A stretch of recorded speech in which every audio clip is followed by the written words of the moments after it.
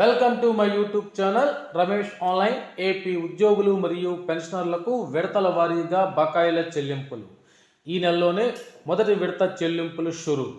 ఉద్యోగుల జీతాల పెంపు కోసం మరిన్ని ప్రయత్నాలు అనే హెడ్లైన్తో ఉన్నటువంటి వీడియోని అయితే మనం చూస్తున్నాం. చూసే ముందుగా ఫ్రెండ్స్, ఎవరైనా ఫస్ట్ టైం మన ఛానల్ని విజిట్ చేసినట్లయితే తప్పకుండా సబ్స్క్రైబ్ చేసుకోండి. అదేవిధంగా వీడియో మీకు నచ్చినట్లయితే ఒక లైక్ చేయండి. ఇక విషయానికి వచ్చినట్లయితే ఆంధ్రప్రదేశ్ రాష్ట్ర ప్రభుత్వం ఉద్యోగులకు శుభవార్త చెప్పింది.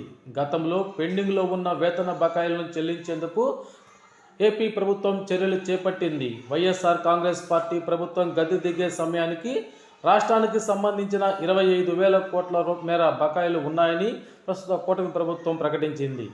ఈ నెలాఖరుకే తొలి విడత చెల్లింపులు. ఏపీ ప్రభుత్వం మొదటి దశలో జీపీఎఫ్ జనరల్ ప్రావిడెంట్ ఫండ్ మరియు రిటైర్మెంట్ ప్రయోజనాల రూపంలో 4,000 కోట్ల నుంచి 5,000 కోట్ల రూపాయల వరకు చెల్లించాలని నిర్ణయించింది.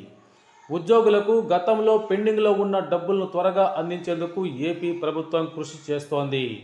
అయితే కేంద్ర నిధుల వినియోగం అనే టైటిల్తో న్యూస్ను చూస్తున్నాం.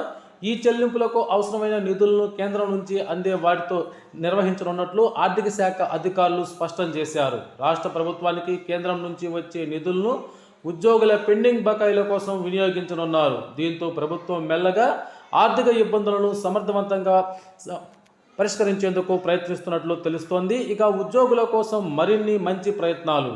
ఉద్యోగుల సమస్యలను పరిష్కరించేందుకు కూటమి ప్రభుత్వం ప్రణాళికలు రచిస్తోంది. బకాయిలను తీర్చడం ద్వారా ఉద్యోగుల నమ్మకాన్ని పెంచాలని ఏపీ ప్రభుత్వం యోచిస్తోంది.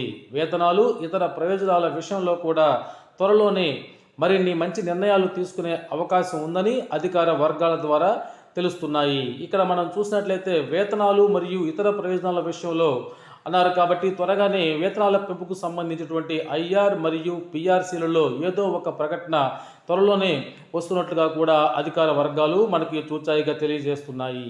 ఏది ఏమైనా ఇది ఉద్యోగులకు గుడ్ న్యూస్గా చెప్పుకోవచ్చు మిత్రులారా.